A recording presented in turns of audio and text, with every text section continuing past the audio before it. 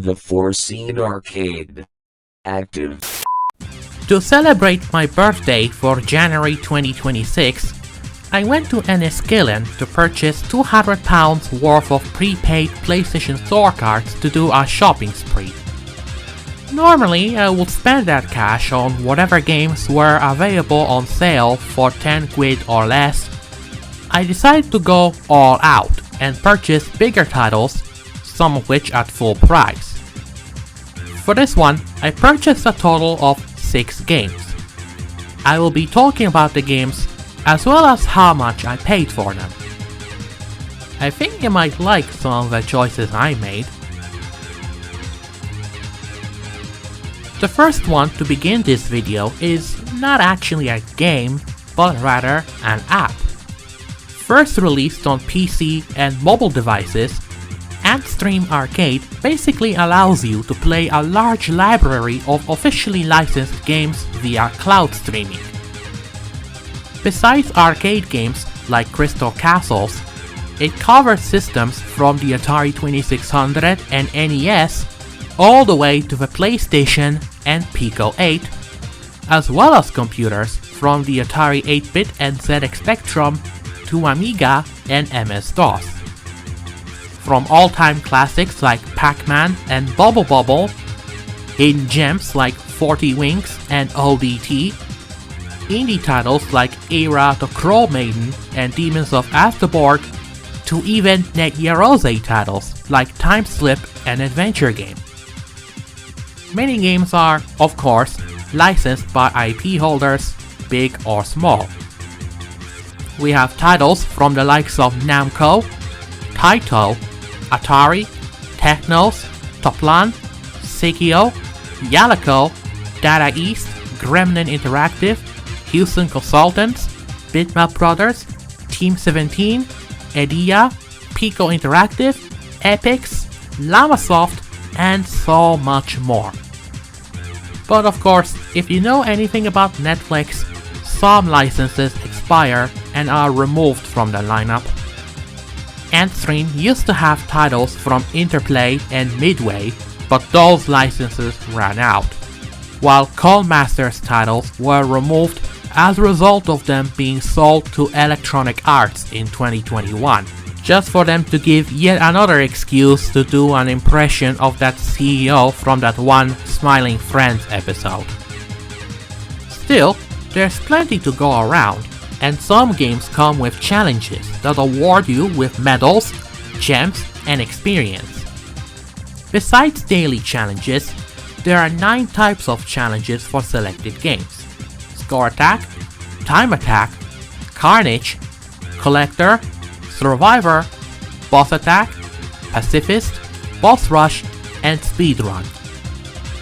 Bubble Bobble is the only game with the Collector challenges, while Adventure and Freddy Hardest Part 1 are the only games with speedrun challenges. To give you an example, one of the challenges in Colony 7 is Alien Bombardment, where you have to defeat as many enemies and bombs as possible before both your guns are destroyed, with a catch being that you aren't allowed to use special attacks. There are 3 ways to play challenges. You can go solo for free, or pay 40 gems to challenge a friend or random stranger for a prize of 80 gems, or 30 gems to create up to 3 Giant Slayer challenges. In this case, you are the giant, where you can win up to 70 gems. Antstream also has its own trophy list with a Platinum Trophy, or 2 Platinum Trophies, as you get both PlayStation 4 and PlayStation 5 versions. There are 20 trophies on Antstream, and most of the tasks needed for the Platinum involve playing up to 1000 game sessions, winning 100 multiplayer challenges, earning 100 bronze and silver challenge medals, and 50 gold challenge medals. Session trophies are a cakewalk, given that you will likely get them from replaying challenges to get the gold medals, but the multiplayer challenges are a different story, as you have to wait for the other player to actually take on your challenge. and most of the time they don't even bother with it. Looking at how much it costs, there is an option to go for a yearly subscription, but I chose to go for the lifetime option, which goes for £79.99. Unlike the yearly option, it never goes on sale, so I had no other choice than to pay full price. But with a large selection of games available, it might be not too bad of a price without worrying about the auto-renew nonsense. Another game I paid full price is LEGO Party, which is one of the more recent releases as it came out a few months ago. At the first glance, it might look like a typical Mario Party clone, and to be honest, it kinda is. Instead of gold stars, we have golden bricks, we have studs instead of coins, well, you get the idea. But unlike a lot of Mario Party clones that we have seen over the years on PlayStation, this one is actually of a better quality than others, especially when compared to what the other Mario Party clones exist on PS5, coming from Outright Games and Microids. With online play, many ways to customize your minifigures, and the humor we often see from LEGO, it might actually be one of the better clones to find on PlayStation. Though I will say, during the minigames, the CPU opponents on the easy difficulty are, well,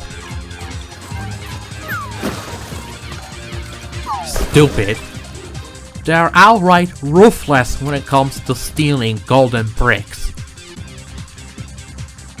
Ooh boy, that rotisserie is bad news for a random player. Yep, if you are playing with a real person, you are guaranteed to absolutely wreck a friendship or cause a squabble between you and your siblings. Like with Antstream Arcade, I paid full price for this one, as it retailed for £24.99. But much like Antstream, this allowed me to get both PlayStation 4 and PlayStation 5 versions for the price of one, meaning you can earn the Platinum Trophy on both versions. For this next game, this was my last purchase, as I did have some spare change and I was able to get this one, thanks to the game being on sale for just 79 pence. Published by Ultimate Games, Demolish Build is a simulation game where you take on contracts to demolish old buildings. At first you can only do jobs that require a sledgehammer, but as you progress, you'll be able to earn enough cash to purchase heavy machinery like bulldozers, more tools like jackhammers and nail guns, and even purchase properties that can give you additional cash, provided you have workers ready for maintenance.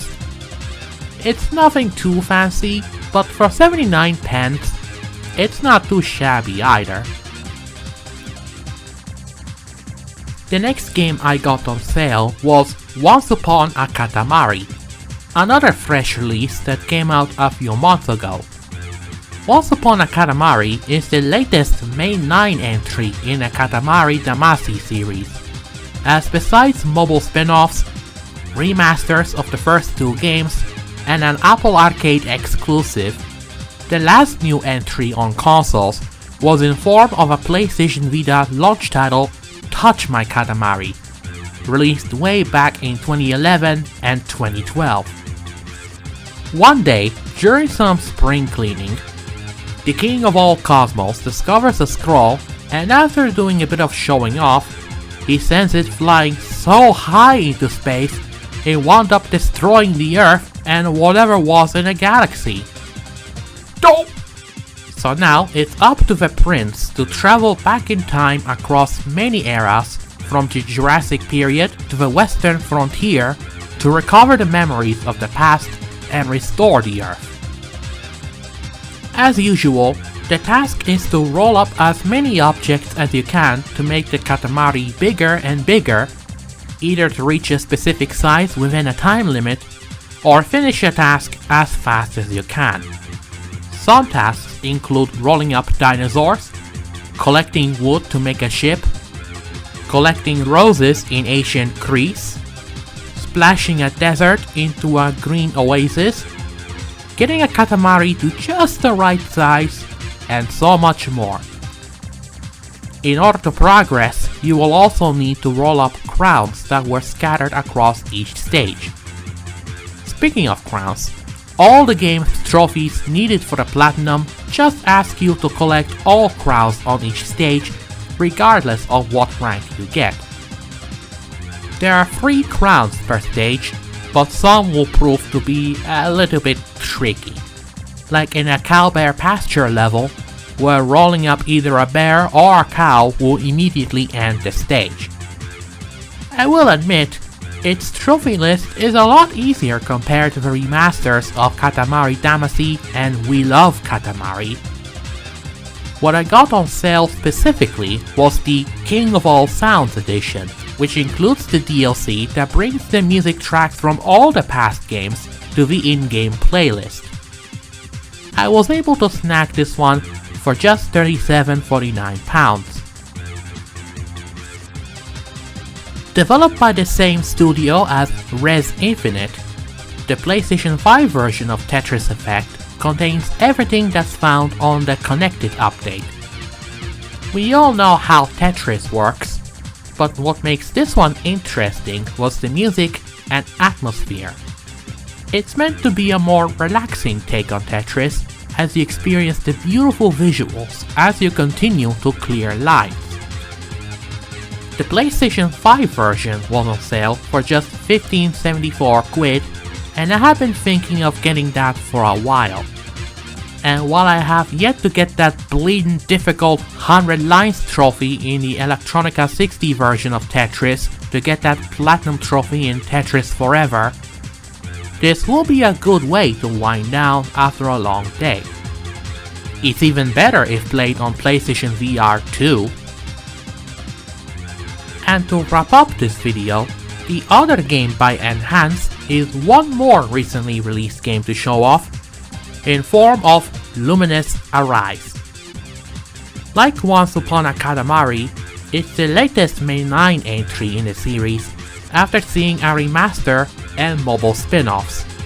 And much like with Katamari, the last time it saw an entry on consoles was also released as part of a PlayStation Vita's launch lineup, in this case being Lumines Electronic Symphony. I have played the demo of this game twice, first on PlayStation 5 and again on PC as part of the October 2025 edition of Steam Next Fest. I had to get this one when it was on sale, when it went down to £24.74, though I also purchased the Digital Deluxe Edition upgrade for an additional 4 quid, which gives you Lumis based on the past 3 games from Enhance, and as a PlayStation 5 exclusive edition, Astrobot. Enhance really outdid themselves on this one, as this was the most visually stunning game I have experienced yet. With the new burst mechanic and competitive burst battle mode and the fantastic music, it definitely was worth it, regardless of a price tag. And you can't go wrong with the chameleon stage that goes really hard.